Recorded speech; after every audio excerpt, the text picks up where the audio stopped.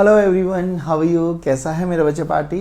I hope आप अपना ख्याल रख रहे होंगे और बड़ी मेहनत और लगन के साथ पढ़ाई कर रहे होंगे। सो डियर स्टूडेंट्स, कल वाले वीडियो लेक्चर में हम लोगों ने बड़े डे टू डे लाइफ के बहुत अच्छे, बहुत ऑसम कॉन्सेप्ट पढ़े थे और आई होप आप लोगों ने वो लेक्चर एंजॉय भी किया था। सिमिलरली आज भी हम ऐसे ही कॉन्सेप्ट लेके आए हैं जो हमारी डे टू डे लाइफ से मिलते तो हैं और हम नॉर्मली उन चीज़ों को एक्सपीरियंस भी करते हैं। तो आज हम बात करेंगे लेक्चर नंबर 10 और उस लेक्चर नंबर 10 में बात करेंगे बैंकिंग ऑफ रोड। अभी ये बैंकिंग ऑफ रोड क्या होती है इसके बारे में मैं अभी आपको बताऊंगा, लेकिन उससे पहले हम बात करेंगे कि जब कभी हमारी गाड़ी चलती है, कार चलती है सीधे रास्ते पे तो सीधा चलती चली जाती है, लेकिन सडनली कोई कर्व आता है, कोई टर्न आता है तो हमें अपनी गाड़ी को घुमाना पड़ता है, स्टीयरिंग की हेल्प से मोड़ना पड़ता है। सोचो अगर ना घूमी तो, अगर स्टीयरिंग की हेल्प से ना करे तो सर वो सीधा चलती चली जाएगी, डिवाइडर से टकरा जाएगी। लेकिन ध्यान रखना, जब हम गाड़ी सीधी चल रही है, गाड़ी सीधी चलते चलते हमें कर्व घुमाना पड़ता है ना, घुमाना पड़ता है तो हम पे एक बाहर की डायरेक्शन में फोर्स लगता है।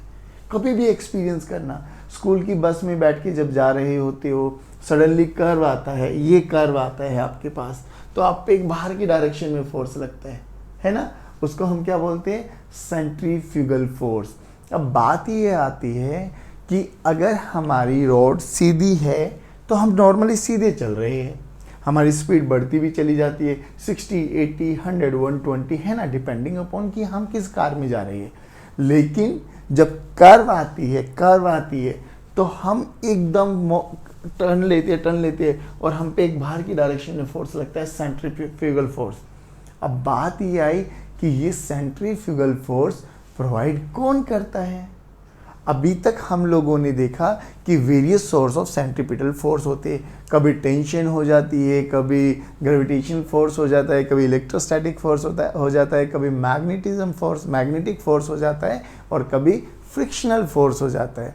तो जब हम बात करते हैं कि जब कार में सीधे चलते चलते कर्व आ गया, अब बच्चों ये कर्व आ गया तो पक्की बात है कि यहाँ सर्कुलर मोशन तो होने वाला है। अब सर्कुलर मोशन होने वाला है तो ये हमारी रोड है बच्चों, ठीक है ना। गाड़ी सीधी चल रही है, मान लो ये हमारे पास कार है और जो कि v वेलोसिटी से चल रही है।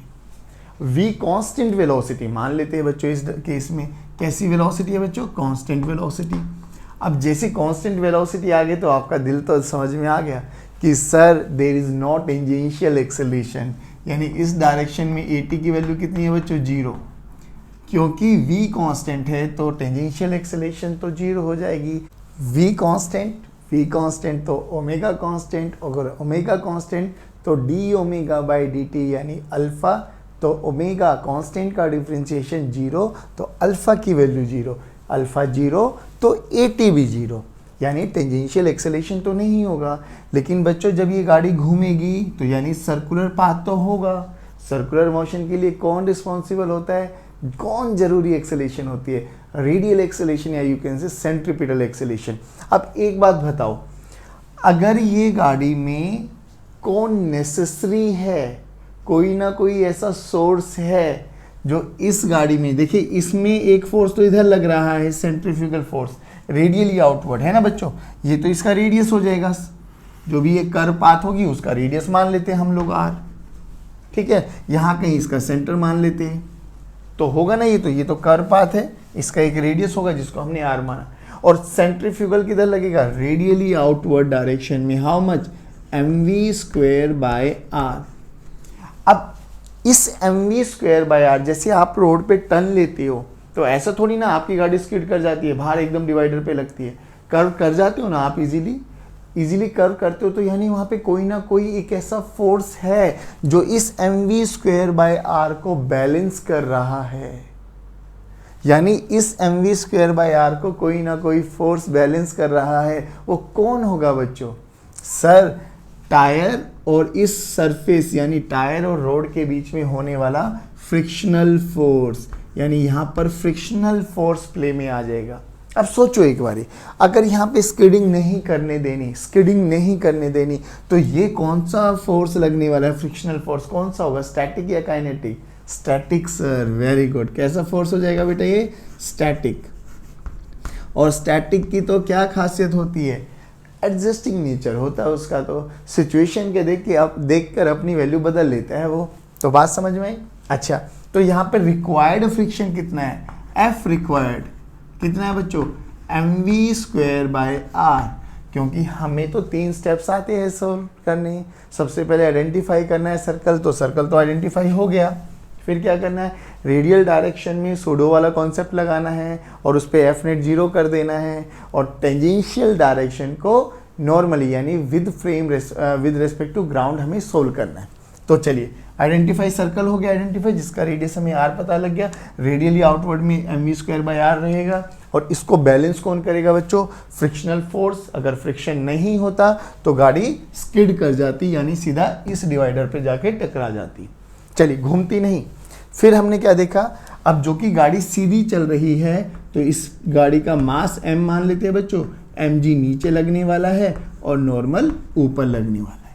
ठीक है, यानी यहां से n की वैल्यू कितनी आ गई बच्चों, mg। अब एक बात बताओ, हमसे बोला गया वो कितनी वेलोसिटी से चले, कितनी वेलोसिटी से चले कि वो स्किड ना करे। अब स्किड ना करने के लिए कौन रिस्पॉन्सिबल होने वाला है, कि सर जो रिक्वायर्ड फ्रिक्शन है ना, रिक्वायर्ड फ्रिक्शन वो लेस देन इक्वल टू होना चाहिए मैक्सिमम फ्रिक्शन से, यानी F R must be less than equals to F max. यही तो है बच्चों हमारे पास नो स्लिपिंग कंडीशन, कि जितना फ्रिक्शन हमें चाहिए वो फ्रिक्शन मैक्सिमम फ्रिक्शन से कम होना चाहिए। अगर है तो हमारी गाड़ी स्किड नहीं करने वाली, तो हम वहाँ से वेलोसिटी भी कैलकुलेट कर लेते हैं। तो अब देखिए एफ आर कितना बच्चों, mv²/r, और एफ मैक्सिमम कितना है बच्चों, मैक्सिमम लिमिटिंग फ्रिक्शन, यानी सर म्यू इंटू एन। मान लेते हैं कि इनके बीच में जो कोफिशिएंट ऑफ फ्रिक्शन है दैट इज म्यू। एन की वैल्यू किसके बराबर है बच्चों, mg के बराबर, तो mv²/r must be less than equals to m into G into mu. m will cancel out, तो v की वैल्यू देखो बच्चों, v² less than equals to r इधर चला जाएगा बच्चों, r म्यू g, यानी v should be less than equals to mu G r। यानी ये जो v से चल रहा है, ये जो v से चल रहा है, ये v इससे कम होना चाहिए या बराबर होना चाहिए। अगर इसके बराबर या कम होगा तो स्किड नहीं करने वाला, लेकिन अगर इससे ज़्यादा हो गया तो स्किड कर जाएगा। अब ये समझने की कोशिश करना बच्चों, ये वो वाली वेलोसिटी आ गई कि इस वेलोसिटी से ज़्यादा नहीं चलना, इससे ज़्यादा हो गया तो क्या हो जाएगा, स्किड कर जाएगा। अब ध्यान से सुना, ये जो वेलोसिटी है ये डिपेंड किस किस पे कर रही है। देखो जी तो कांस्टेंट है, उसमें तो ना आप कुछ कर सकते ना मैं कुछ कर सकता, यानी जी तो कांस्टेंट रहने वाला है। लेकिन दो फैक्टर और है जिस पे डिपेंड करता है, म्यू एंड आर। अब ध्यान से सुनिए, आर क्या है, जो ये कर्वेचर है ना, इस कर्वेचर का रेडियस। उन्होंने क्या बोला कि अगर हमें स्पीड की लिमिट को बढ़ाना है, स्पीड की लिमिट को बढ़ाना है, मान लो ये v की वैल्यू आई यहाँ से 40 किलोमीटर पर आवर, हम चाहते कि ये 50 किलोमीटर पर आवर हो जाए, थोड़ी स्पीड और बढ़ा लेते, हम चाहते हैं ये 60 किलोमीटर पर आवर हो जाए। तो क्या एक तरीका है, v r पे भी डिपेंड करता है, म्यू पे भी डिपेंड करता है। तो स्पीड बढ़ाने के लिए क्या कर सकते हो आप, r को बढ़ा सकते हो, यानी जो ये रेडियस ऑफ कर्वेचर है ना, इसको यहाँ ना लेके और बड़ा कर दो, थोड़ा और बड़ा कर दो। बट इसकी भी एक लिमिट होती है। आपने कोई ऐसा कर्व देखा है, कोई ऐसा टर्न देखा है जो 5 किलोमीटर रेडियस में जाके घुमा हुआ है? नहीं ना, एक लिमिट सी होती है, एक रेंज होती है कि इतने से रेंज में ही हमें घुमाना होता है। तो आर को भी ज़्यादा नहीं बढ़ा कर सकते। और जो ये म्यू है, ये क्या होता है, कोएफिशिएंट ऑफ फ्रिक्शन। हाँ, इस म्यू को हम लोग बढ़ाते ही तो है, जैसे कि आपने देखा होगा टायर की जो ग्रिपिंग होती है ना, और जो सड़क हमारी बनती है, जो रोड्स बनती है हमारे पास, वो थोड़ी खुरदुरी टाइप की होती है। बट इस म्यू को हम ज़्यादा नहीं बढ़ा सकते। ऐसा थोड़ी ना हम बिल्कुल गड्ढे कर देते, म्यू ही म्यू बढ़ा दिया, अरे म्यू ही म्यू ज़्यादा बढ़ा दिया, आपने खुरदुरी रोड ज़्यादा बढ़ा दी, तो वो रोड कहाँ की बनी, है ना। तो म्यू को हम हमारे हाथ में नहीं है। अच्छा, म्यू कैसे चेंज हो सकता है? म्यू क्या है, बेसिकली कोएफिशिएंट ऑफ फ्रिक्शन। बारिश आ गई, किसी ने उस सड़क पे तेल डाल दिया, तो भैया coefficient of friction, basically friction तो और कम हो जाएगा। तो यानी म्यू हमारे हाथ में नहीं है। तो ये वाली जो मैक्सिमम हमारे पास स्पीड आई है, ये दो चीज़ों पे डिपेंड करती है, one is radius, one is mu. Radius को हम ज़्यादा नहीं बढ़ा सकते, एक रेंज होती है। म्यू हमारे हाथ में नहीं है। बारिश आ गई, बारिश को थोड़ी ना रोक पाएंगे, नहीं नहीं नहीं, बारिश नहीं आनी चाहिए। इस रोड पे 40 किलोमीटर प्रति घंटे की रफ्तार से मैक्सिमम है। बारिश आ गई तो वो 40 ना होके 30 हो जाएगी। जो बंदा 40 से जाएगा वो तो गया काम से, क्योंकि उसको तो पता है 40 से यहाँ से पार करने वाला हूँ तो कोई दिक्कत नहीं होने वाली। बट सडनली बारिश आ गई, बारिश आ गई तो क्या हो गया, म्यू कम हो गया। म्यू कम हो गया तो जहाँ 40 से सेफली हम जा सकते थे वो अब 40 ना रह के 30 हो गया। जो बंदा 40 से जा रहा है वो तो गया काम से। तो म्यू हमारे हाथ में नहीं है। बात समझ में आया? अब यहाँ से हमने सबसे अच्छा क्या देखा कि भैया फ्रिक्शन फिर वही समझदारी वाला रोल प्ले कर रहा है। फ्रिक्शन वही इंटेलिजेंट आदमी है, फ्रिक्शन वही है जिसे फिजिक्स आती है, क्योंकि ये अपने अकॉर्डिंग काम करा लेता है। तो अभी हमने क्या देखा, इस केस में जब v कांस्टेंट है तो फ्रिक्शन रिस्पॉन्सिबल है उसको नेसेसरी सेंट्रीपिटल फोर्स प्रोवाइड करने के लिए। बात समझ में आ गई? बट इस केस में हमने एक और स्पेशल केस रख के चले थे कि v कांस्टेंट है, लेकिन सर अगर अल्फा से मूव कर रहा है, यानी कोई ऐसा ट्रैक आ जाए जिसमें v भी आए, यानी ये हमारा टेंजेंशियल एक्सेलेरेशन भी आए और रेडियल एक्सेलेरेशन भी आए, तो उस केस में क्या करेंगे? उस केस में भी क्या यही हमारे पास सेफ स्पीड रहने वाली है? इसको सेफ स्पीड भी बोलते बच्चों, सेफ स्पीड, कि अगर इस स्पीड तक चले तो आप सेफ रहने वाले हो, इससे ज़्यादा करके तो आप स्किड कर जाओगे। जो कि आपने देखा भी होगा, यंग जनरेशन बहुत तेज स्पीड से गाड़ी चलाती है और मोस्ट ऑफ द टाइम वो कर्व पाथ पर ही जाकर गिर जाते हैं। बात समझ में? लेकिन अब हमारा क्वेश्चन ये है, चलिए ठीक है, ये तो नॉर्मल केस हमारा हो गया। अब हमसे बात पूछी गई कि अगर एक्सेलरेटेड होगा, ये तो कांस्टेंट एक्सेलरेशन से था, यानी कांस्टेंट वेलोसिटी से था, यानी टेंजेंशियल एक्सेलरेशन 0 थी।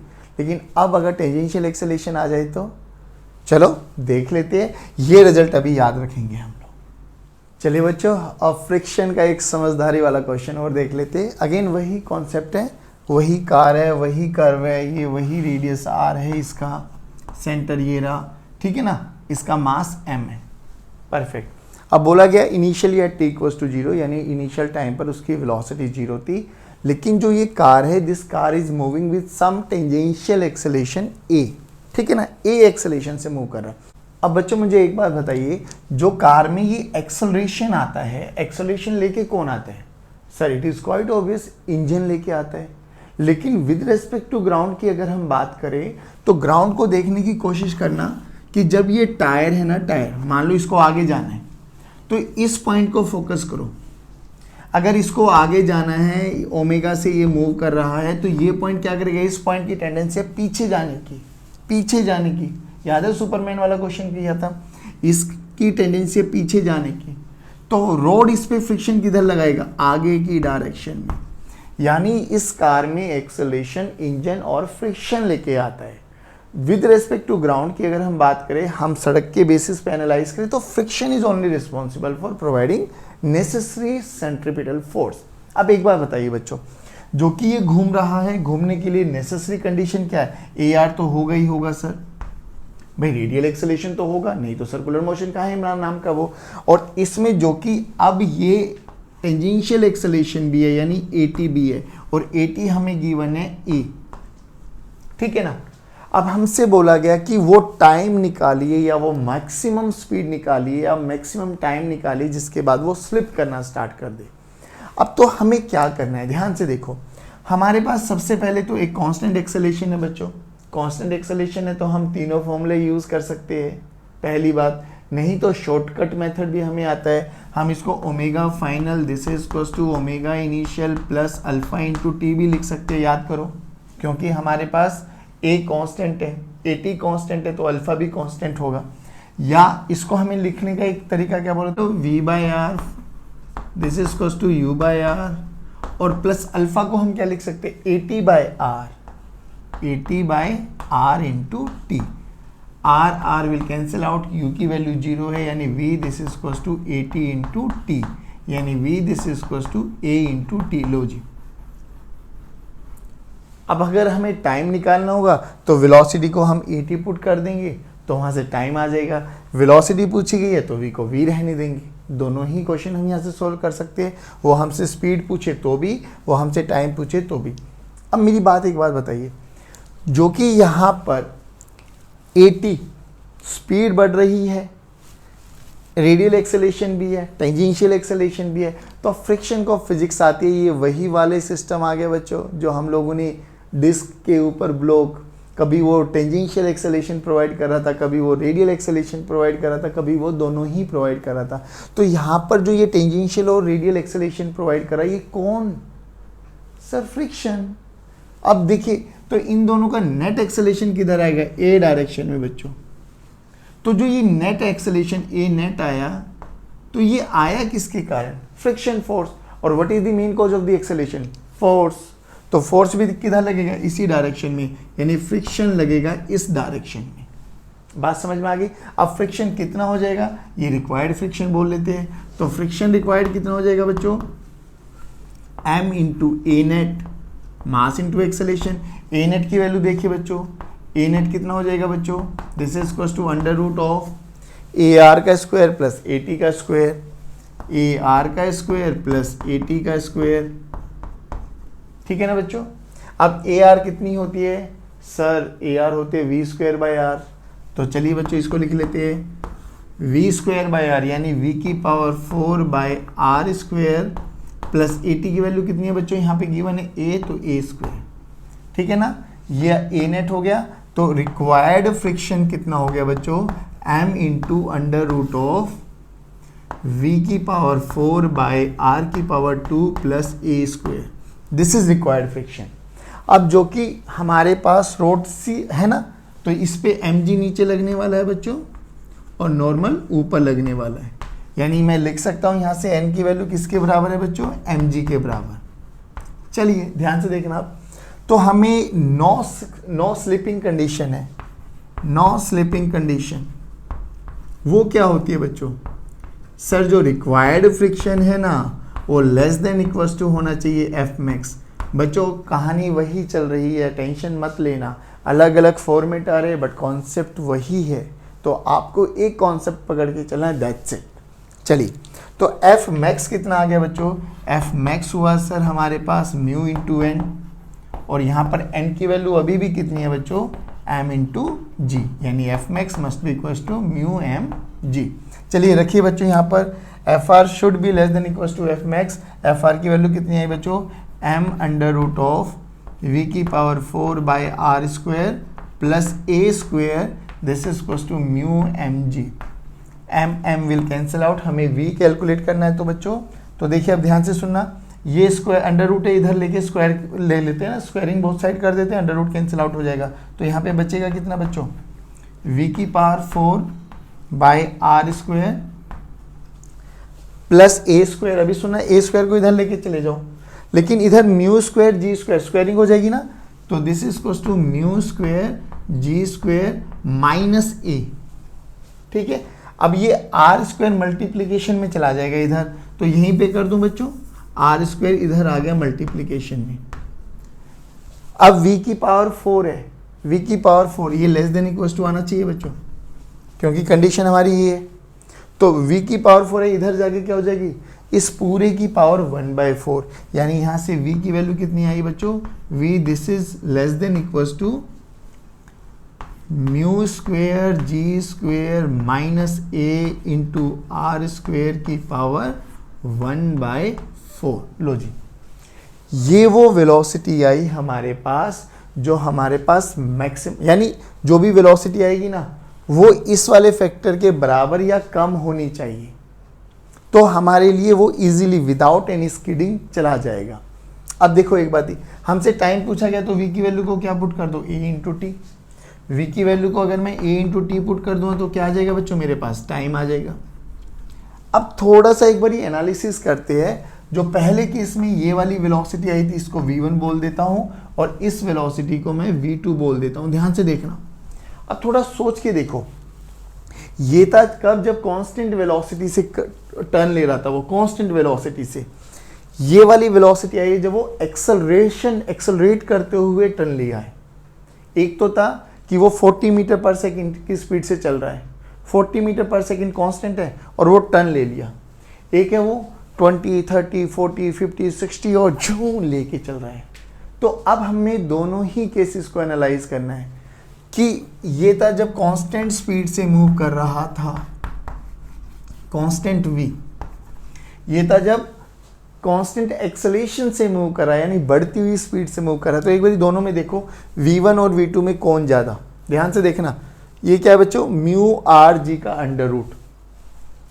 ये देखो आर स्क्वायर अंदर लेके आ जाओ, तो इस फैक्टर में से पहली बात तो कुछ माइनस हो रहा है, यानी इस वाले फैक्टर में से कुछ माइनस हो रहा है। फिर उसकी पावर देखो 1/4, इसकी पावर देखो 1/2। बात समझ में आ रही है? ध्यान से देखो एक बारी, म्यू आर जी की पावर 1/2। यहाँ पे देखो म्यू आर जी की power square minus A into R square, यानी म्यू आर जी में से कुछ पावर माइनस हो रही है। फिर उसके होल की पावर 1/4 है, यानी दोनों का कंपैरिजन देख के मुझे समझ में आ रहा है कि v1 is greater than v2।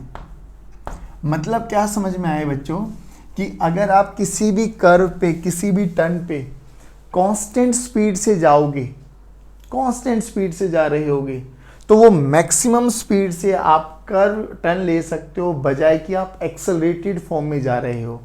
यही रीजन होता है बच्चों कि हमारे जो बाइक रेसर्स होते हैं ना, उनको पहले ही बोला जाता है कि टर्न आने से पहले आप जितनी स्पीड बढ़ा सकते हो बढ़ा लेना, क्योंकि कांस्टेंट स्पीड से आप टर्न लेंगे तो काफ़ी सेफ रहेगा, बजाय कि आप स्पीड बढ़ाते हुए टर्न ले। बात समझ में आ रही? दोनों को एनालिसिस कर लिया।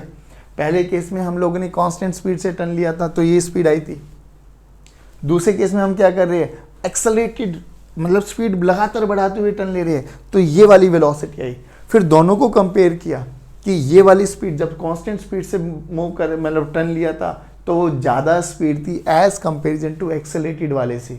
तो बाइक रेसर्स को यही बोला जाता है कि भाई टर्न आने से पहले ना जितनी स्पीड बढ़ा सकते हो बढ़ा लेना, टर्न पे मत बढ़ाना, यानी बढ़ाते हुए मत निकलना। बढ़ाते हुए निकलोगे तो आप स्किड कर जाओगे, फिसल जाओगे, आप गिर जाओगे, चोट लग जाएगी। और ये जो कि होता भी है कई रेसर्स के साथ। और टर्न लेते ही अगर एक्सेलरेट करने की कोशिश करते तो वो फटाक से गिर जाते। बात समझ में आई? तो ये था पूरा एनालिसिस कि जब भी हम सर्कुलर कर्व की बात करेंगे, घुमा रहे होंगे अपनी गाड़ी को, तो हमें इन चीज़ों का ध्यान रखना है। लेकिन यहाँ से एक चीज़ और समझ में आई कि कौन रिस्पॉन्सिबल था यहाँ घुमाने के लिए, तो देखा friction plays a very important role. अब दिक्कत ये आई कि अगर फ्रिक्शन हमारे हाथ में नहीं है भाई, बारिश आ गई, तेल गिर गई, तो फ्रिक्शन तो गड़बड़ा जाएगा, फ्रिक्शन तो कभी भी दिक्कत दे सकता है। अब बात यह आई क्या कुछ ऐसा समाधान निकाला जाए क्या कि जहाँ फ्रिक्शन के अलावा कोई और भी फोर्स रिस्पॉन्सिबल हो जाए, यानी हम अपने अकॉर्डिंग चीज़ों को मैनेज कर पाए, क्योंकि फ्रिक्शन हमारे हाथ में नहीं है सर, ठीक है ना। फ्रिक्शन क्या है बच्चों, म्यू कभी भी चेंज हो सकता है। तो अब सोचा गया कि क्या कुछ ऐसा सिस्टम किया जाए कि फ्रिक्शन के अलावा भी और कोई चीज़ है जिसको हम कंट्रोल कर सके। तब आंसर आया कि हाँ पॉसिबल है, जिसको हम बोलते हैं बैंकिंग ऑफ रोड। अब याद करो, जब भी आप कर्व देखते होंगे, अच्छा हाईवेज़ के बारे में बात करेंगे हम, अपने लोकल रोड्स के बारे में नहीं बात करेंगे, तो ध्यान से रखना, जब भी आप हाईवेज़ को देखेंगे ना, तो हाईवे में क्या होता है कि सिंपली ये टर्न ऐसा नहीं होता। हाईवे का आउटर एज थोड़ा सा उभरा हुआ होता है, वो ऐसे नहीं होता, वो ऐसे होता है, थोड़ा सा ऊपर होता है। कभी भी नोटिस करना, जो भी कर्व होगा ना, ऐसे मुड़ रहा होगा तो ये वाला, ऐसे मुड़ रहा होगा तो ये वाला, एज थोड़ा सा ऊपर होता है। एक पिक्चर में आपको साथ लगाइए, वो देखना एक बारी कि आउटर एज कैसे उभरा हुआ होता है, ठीक है ना। अब इसको बोलते हैं हम बैंकिंग ऑफ रोड। क्यों बैंकिंग ऑफ रोड की ज़रूरत पड़ी, थोड़ा समझने की कोशिश करना। क्योंकि यहाँ तक अभी तक हमने क्या देखा कि हमारा नॉर्मल गाड़ी सीधी जा रही है, एमजी नीचे, नॉर्मल ऊपर। क्या हमने अभी तक नॉर्मल का कोई भी कंपोनेंट किया? क्या नहीं किया नॉर्मल का कोई भी कंपोनेंट। नॉर्मल ही लग रहा था। लेकिन हमें यहाँ पर समझ में आया कि इसको सेंट्रीफ्यूगल फोर्स प्रोवाइड करने के लिए कौन सा फोर्स रिस्पॉन्सिबल है? Horizontal force. कौन सा फोर्स रिस्पॉन्सिबल है? Horizontal force. यानी हमें कोई एडिशनल हॉरिजॉन्टल फोर्स मिल जाए तो हम सेंट्रीफ्यूगल को बैलेंस कर सकते हैं।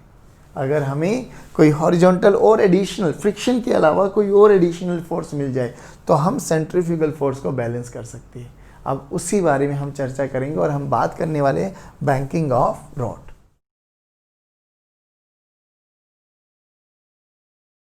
चलिए बच्चों, तो अब हम बात करेंगे बैंकिंग ऑफ रॉड। और बैंकिंग ऑफ रॉड में आपको पिक्चर दिख गई होगी और अब आपको समझ में भी आ गया होगा कि आउटर एज होती है ना, थोड़ा सा ऊपर होती है। इस वाले एंगल को हम बोलते हैं एंगल ऑफ बैंकिंग। ये एंगल ऑफ बैंकिंग होता है, ठीक है ना। अब सोचो, अभी तक हमने क्या देखा कि हमारे पास अगर टर्न पर हम कांस्टेंट स्पीड से जाते हैं तो ये हमारे पास स्पीड चाहिए होती है, अगर एक्सेलरेट करके जाते हैं तो ये हमारे पास स्पीड चाहिए होती है। बच्चों, इससे पहली वाली डेरिवेशन में हम लोगों ने स्क्वायर नहीं लिखा था, वो लिख लेना, बाय मिस्टेक रह गया है। तो स्क्वायर आएगा mu square ji square minus A square into R square की पावर 1/4। अब बात ये करते हैं कि अभी तक जितना भी इन दोनों केसेस में पढ़ा था हम लोगों ने, हमने देखा friction plays a very important role. Friction plays a very important role क्योंकि फ्रिक्शन इंटेलिजेंट है और फ्रिक्शन को फिजिक्स आती है। अब सोचो कि अगर अब हमारे पास कार ऐसे हो गई और ये कार जा रही है सम वेलोसिटी मान लो v से, ठीक है। वही कार का मास m है बच्चों, और हमारी स्पेशल कंडीशन क्या है कि मान लो there is no friction between, यानी म्यू की value 0 between tyre and the road.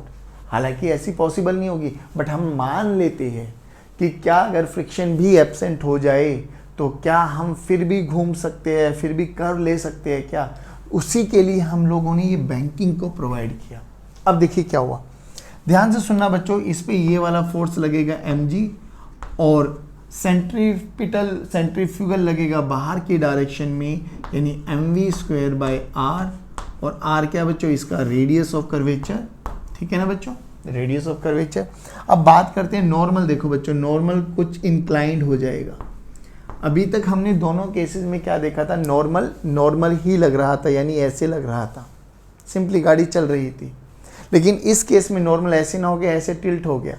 अब नॉर्मल अगर टिल्ट हो गया तो देखना ध्यान से, हमें पता है बच्चों, ध्यान से देखो, ये हमारे पास mg, ये हमारे पास mv²/r। तो अगर मैं इसके दो कंपोनेंट कर दूं, सोचना ध्यान से, ये वाला एंगल थीटा, ठीक है ना, ये थीटा, तो ये थीटा, तो ये 90 माइनस थीटा, ठीक है ना बच्चों, पक्का, हाँ जी। अब ये 90, तो ये थीटा, तो ये 90 माइनस थीटा, ठीक है, बिल्कुल बेसिक मैथ्स है भैया। ये थीटा, तो हमें पता है इसके और इसके बीच में एंगल थीटा होता है। ये दोनों लाइन आपस में नॉर्मल है, तो ये थीटा, तो ये 90 माइनस थीटा। ये लाइन और ये लाइन आपस में नॉर्मल है, तो ये 90, तो ये थीटा, तो ये 90 माइनस थीटा। चलिए अब n के दो कंपोनेंट करो, इधर वाला कंपोनेंट n cos थीटा और इधर रेडियल डायरेक्शन में कौन आ गया बच्चों, n sin थीटा। यानी ध्यान से देखिए, अब फिर वही दोबारा से हम अगर इसी रेडियल डायरेक्शन पे बैठ जाते हैं, रेडियल डायरेक्शन में सूडो वाले फोर्स को हम नेट फोर्स 0 कर देते हैं, यानी n sin theta must be equals to mv²/r। n sin theta must be equals to mv²/r। और ऊपर कौन लग रहा है, n cos थीटा, नीचे कौन लग रहा है, mg, यानी n cos theta must be equals to m into g. अगर मैं दोनों को डिवाइड कर देता हूं बच्चों, dividing first and second, n will cancel out, sin theta by cos theta, tangent theta, this is equals to m will cancel out, v²/rg।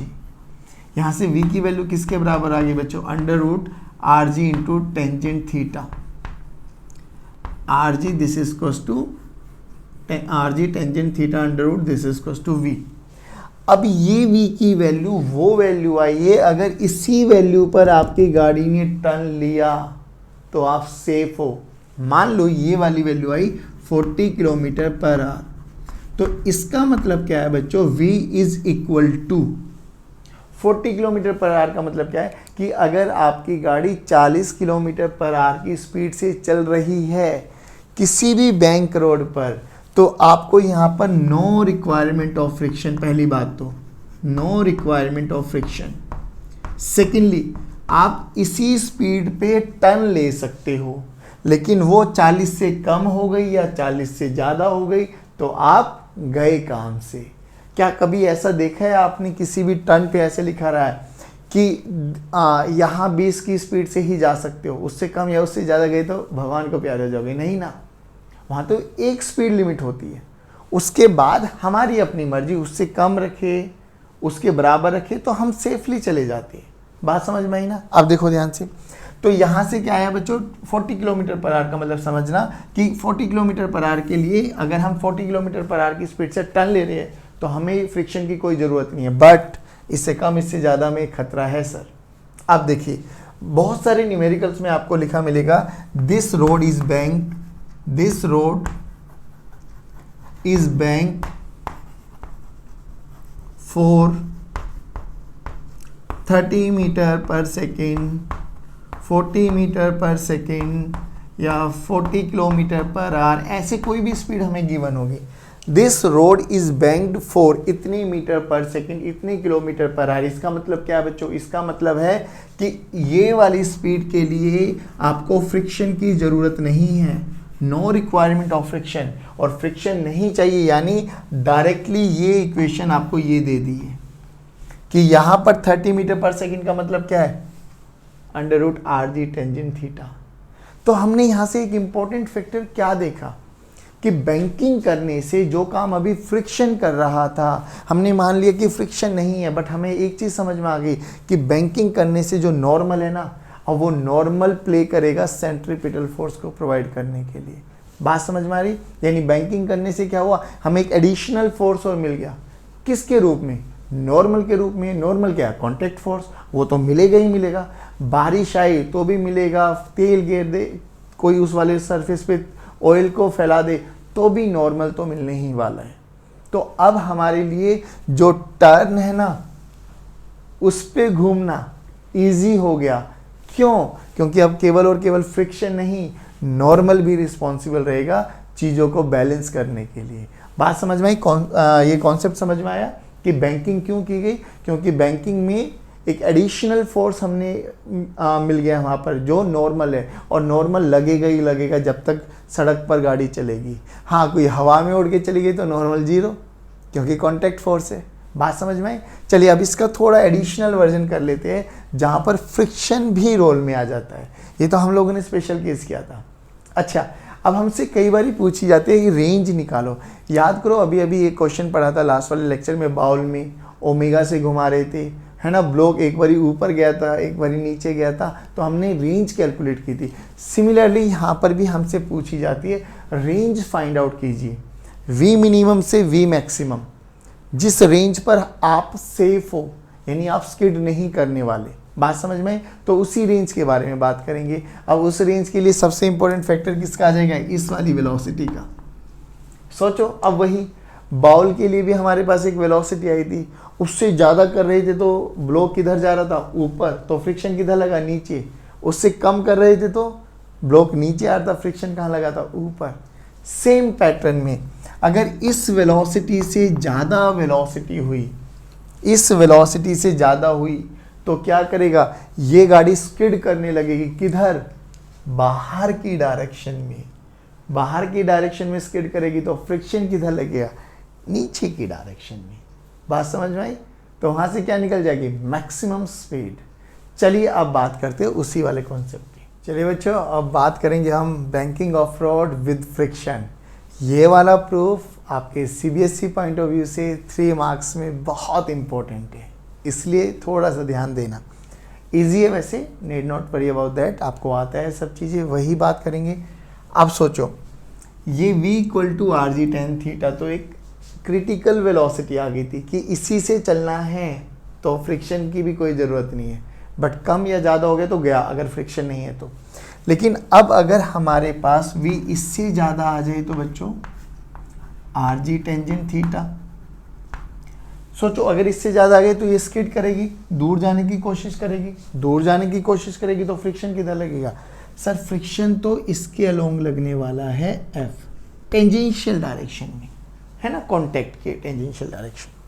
ठीक है, अब इस पे देखो, इस पे नॉर्मल लगेगा इधर डायरेक्शन में, mg लगेगा नीचे की डायरेक्शन में, और सेंट्रीफ्यूगल लगेगा रेडियली आउटवर्ड, यानी mv²/r। अब यहाँ से थोड़ा समझने की कोशिश करना, करने के अलग अलग तरीके आपकी किताबों में अलग मिल जाएगा, मैं जो कराऊंगा वो अलग मिलेगा, टेंशन नहीं लेना, आंसर सेम आता है, कॉन्सेप्ट दोनों से बता दूंगा।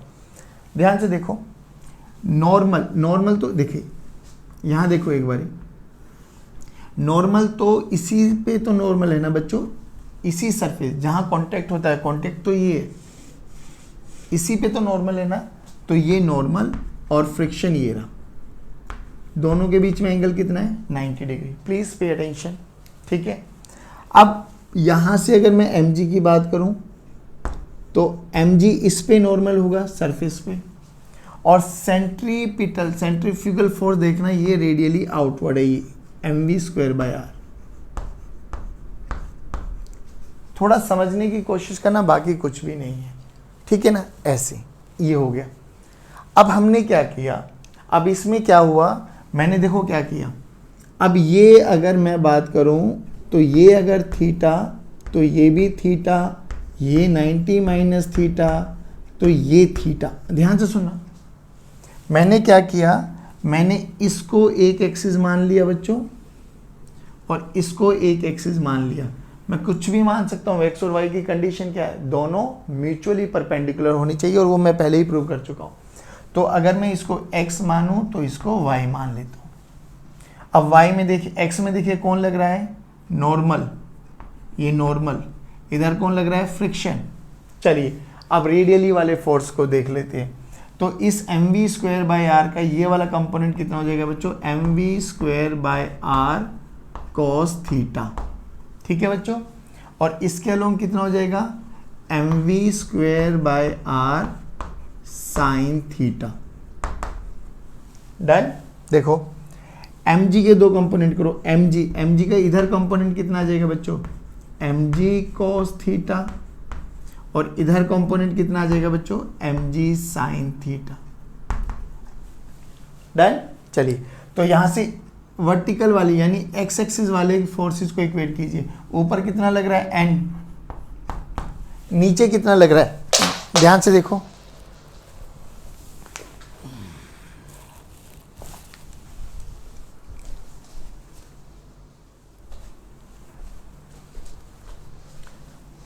नीचे कितना लग रहा है बच्चों, नीचे देखो mv²/r का साइन थीटा वाला कंपोनेंट और mg का cos थीटा वाला कंपोनेंट, यानी mv²/r sine theta plus mg cos theta, ये हमारे पास n आ गया, ठीक है।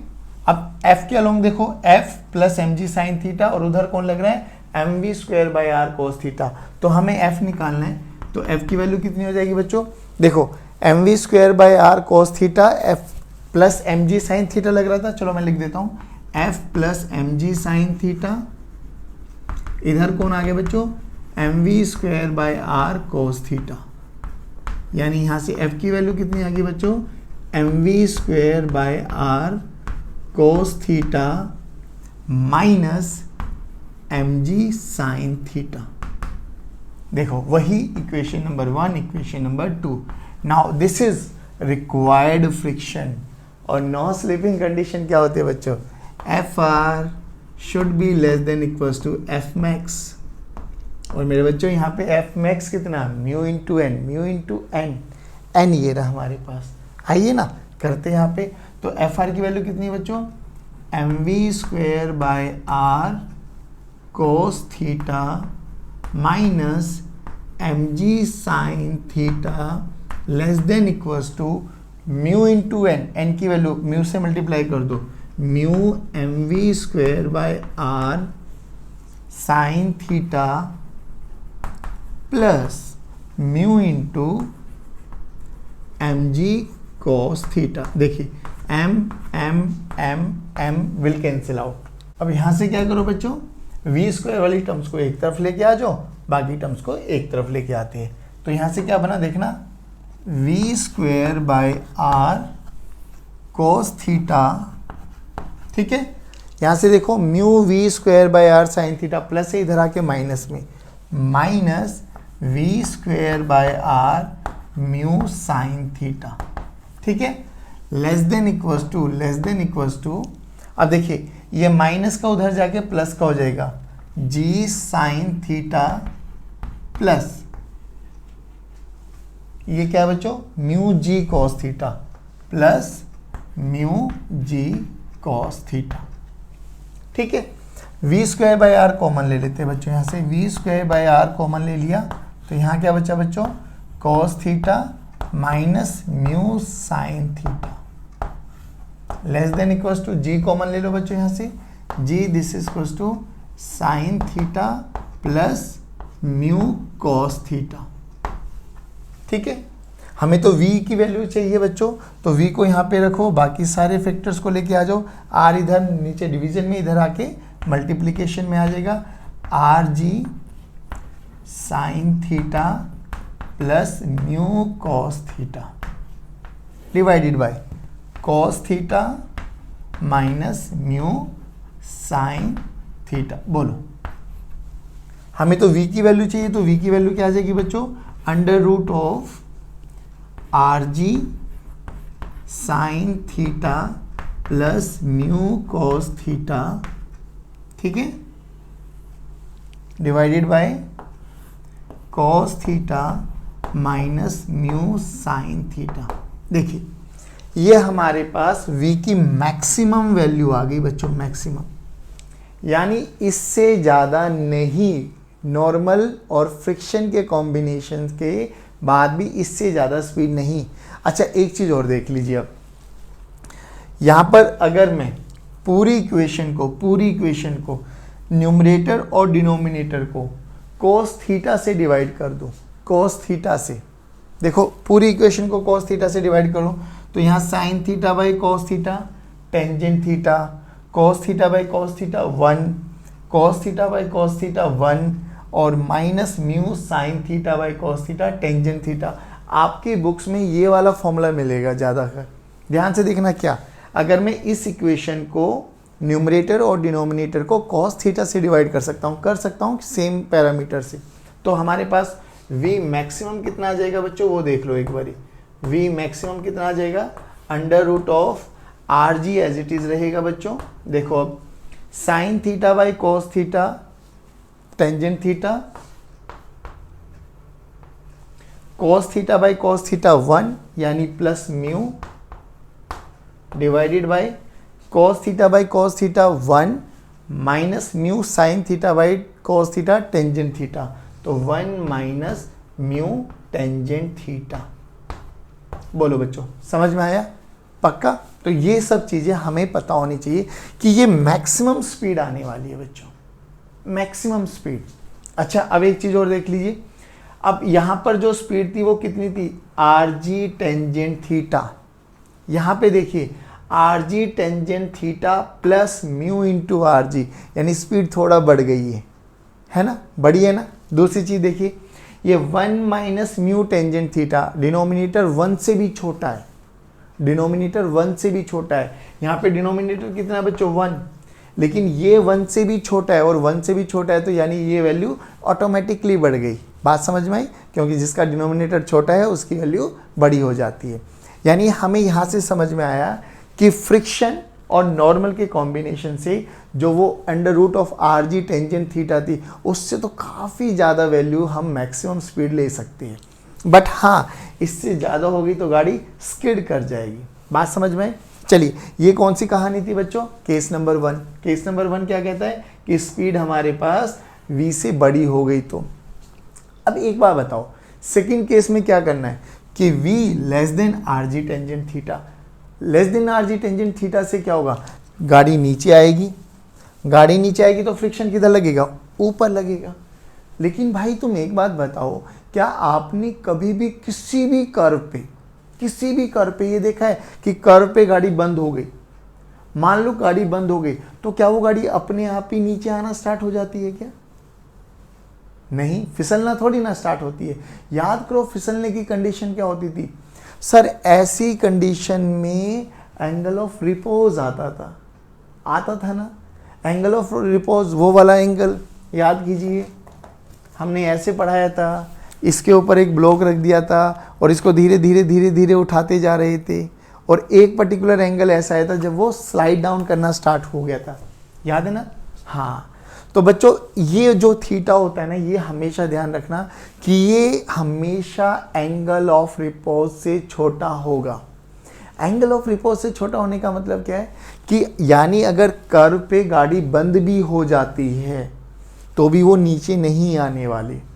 तो इस केस में जो v मिनिमम रहने वाला है, याद रखना बच्चों, v मिनिमम जो रहने वाला है वो 0 हो जाएगा। यानी मेरे पास रेंज क्या आ गई, रेंज हमें कैलकुलेट करनी है। रेंज क्या होगी बच्चों, 0 स्पीड से लेके इस मैक्सिमम स्पीड तक आप किसी भी स्पीड के बीच में चलो, गाड़ी स्किड नहीं करने वाली। बात समझ में आई? तो रेंज के लिए हम क्या करेंगे बच्चों, v 0 से लेके v मैक्स, और v मैक्स कितना है बच्चों हमारे पास, आई होप आपको समझ में आ गया होगा। v मैक्स ये रहा हमारे पास, बोलो समझ में आया? पक्का? तो देखिए ये पूरा एनालिसिस था बैंकिंग ऑफ रोड का, आपको बहुत अच्छे से समझाने की कोशिश किया। और इसके साथ साथ आपको एक चीज़ और समझ में आ गई कि फ्रिक्शन प्लस सर्कुलर में सब कुछ सेम सा ही है। यानी अगर हम स्टार्टिंग से देखें तो हम यही तो चीज़ें कर रहे हैं, स्पीड बढ़ गई तो ऊपर, कम हो गई तो नीचे, फ्रिक्शन किधर लगेगा, कभी टेंजेंशियली कभी रेडियली कभी दोनों जगह फ्रिक्शन को फिजिक्स आती है, दैट्स व्हाई।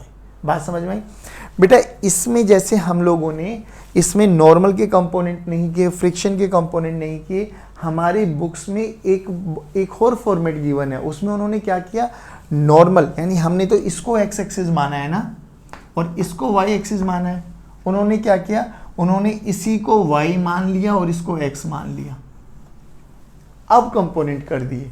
तो आप लोग देखोगे आंसर अभी भी सेम आता है। करके दिखा देता हूँ। चलिए बच्चों, वो सेकंड फॉर्मेट भी देख लीजिए जो मोस्ट प्रोबेबली हमारी बुक्स में मिलती है, रेफरेंस बुक्स जो होंगी उसमें वही वाला मेथड है जो अभी सिखाता हूँ। देखिए नॉर्मली mg यही लगेगा बच्चों और सेंट्रीफ्यूगल यही लगने वाला है mv²/r। अब उन्होंने क्या किया, इस वाली एक्सिस को ही x एक्सिस मान लिया और इस वाली एक्सिस को ही y एक्सिस मान लिया। बट ऐसा माने जरूरी नहीं है जो कि हमने अभी किया है, हमने इस वाली को x माना था और इस वाली को y माना था, कोई दिक्कत नहीं है, टेंशन नहीं लेना हमें बिल्कुल भी। चलिए, और ये हमारे पास नॉर्मल आ गया, ठीक है ना बच्चों? चलिए अब हमें क्या करना है, अगर सर ये x और ये y माना है तो अब हमें कंपोनेंट्स फोर्सेस को इन्हीं के अलोंग तोड़ना है। चलो तोड़ते हैं। देखो तो अब हमें करना है क्या बच्चों, हमें इनके अलोंग कंपोनेंट्स को ब्रेक डाउन करना है और v greater than rg tangent theta हो गया बच्चों, तो गाड़ी स्किड करेगी ऊपर, फ्रिक्शन किधर लगेगा, a डायरेक्शन में, टेंजेंशियली इस डायरेक्शन में। अब ध्यान से देखना, हमें जो ये डार्क लाइन है इनके अलोंग करना है, तो this is theta, this is also theta, n, तो ये हो गया n cos थीटा और ये क्या हो गया बच्चों, n sin थीटा, ठीक है ना? और इधर कौन लग रहा है, mv²/r। अब हमें mg के भी कंपोनेंट करने की कोई ज़रूरत नहीं है। अच्छा, अब इस फ्रिक्शन के दो कंपोनेंट करो बच्चों, ध्यान से देखना, इफ दिस इज थीटा तो ऑल्टरनेट इंटीरियर एंगल ये भी थीटा, तो अब f के कौन से कंपोनेंट हो गए, f cos थीटा और नीचे कितना हो गया बच्चों, f sin थीटा। अब प्लीज पे अटेंशन,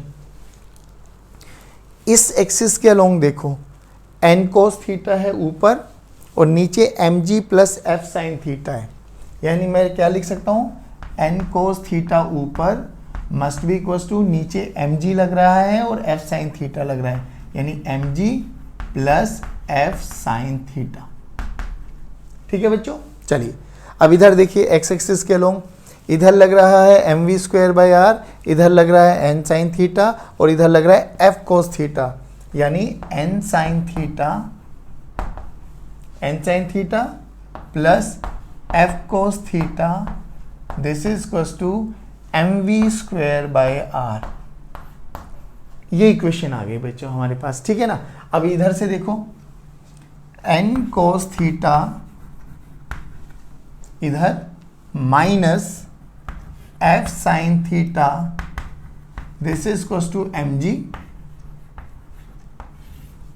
और इधर देखो n sine theta plus f cos theta, this is equals to mv square by r। ठीक है, अब इस इक्वेशन से डिवाइड कर दो इसको। लो जी, देखो n cos theta minus f sine theta divided by m into G, m will cancel out. Perfect, ठीक है। अब देखो ध्यान से, अब हमने क्या करना है बच्चों, हमने कुछ नहीं करना इस पूरी इक्वेशन में। क्या करो, n cos थीटा से डिवाइड कर दो, n cos थीटा से डिवाइड, चलो divide n cos theta, both equation numerator और डिनोमिनेटर को। देखो ध्यान से, n sine theta divided by n cos theta plus f by n cos theta divided by cos theta. समझने की कोशिश करना, बहुत इजी है। n cos theta divided by n cos theta minus f by n sine theta divided by cos theta, this is equals to v square by r g. लो जी, अब देखो ध्यान से, n cos थीटा, n ने n को मारा sin theta by cos theta, tangent theta, तो यहाँ से ये क्या बना बच्चों, टेंजेंट थीटा। ठीक है, प्लस प्लस, अब याद करो f की वैल्यू होती है mu into N, friction f, this is equals to mu into N, तो यहाँ से म्यू की वैल्यू क्या आ गई, f बाय एन। चलो जी, यानी f बाय एन को क्या लिखेंगे हम बच्चों, mu, cos theta cancel out, खत्म, डिवाइडेड बाय n ने n को मारा, cos थीटा ने cos थीटा को मारा, तो नीचे बना 1 माइनस माइनस म्यू और tangent theta, this is equals to mu square by r g. आ गया वही आंसर? अरे कैसे भी करो sir, v this is equals to under root of R G tangent theta plus mu by 1 minus mu tangent theta. लो जी, ये वो है जो आपकी बुक्स में मेथड है, और जो हमने किया था उससे डायरेक्ट आ गया था। हमें n cos थीटा से नहीं, केवल और केवल cos थीटा से डिवाइड करने की बात की थी। मैं ये कह रहा हूँ टोटली डिपेंड्स ऑन यू। फिर एक बात और याद रखना है, जो हम लोगों ने वेक्टर्स में पढ़ा था, चाहे मैं इसको x एक्सिस मानूँ, चाहे मैं इसको y एक्सिस मानूँ, या मैं इसको y मानूँ, इसको x मानूँ, अगर मैं फिजिक्स के लॉस पूरे सही लगा रहा हूँ तो आंसर तो डेफिनेटली ठीक आने वाला है। तो आई होप ये लेक्चर आपको समझ में आया होगा। रात के 2:30 बज रहे हैं बच्चों। चलिए अब अलविदा लेते हैं। Thank you very much, keep motivating us, keep watching video. जय हिंद, जय भारत। पढ़ते रहिए और मुस्कुराते रहिए। God bless you.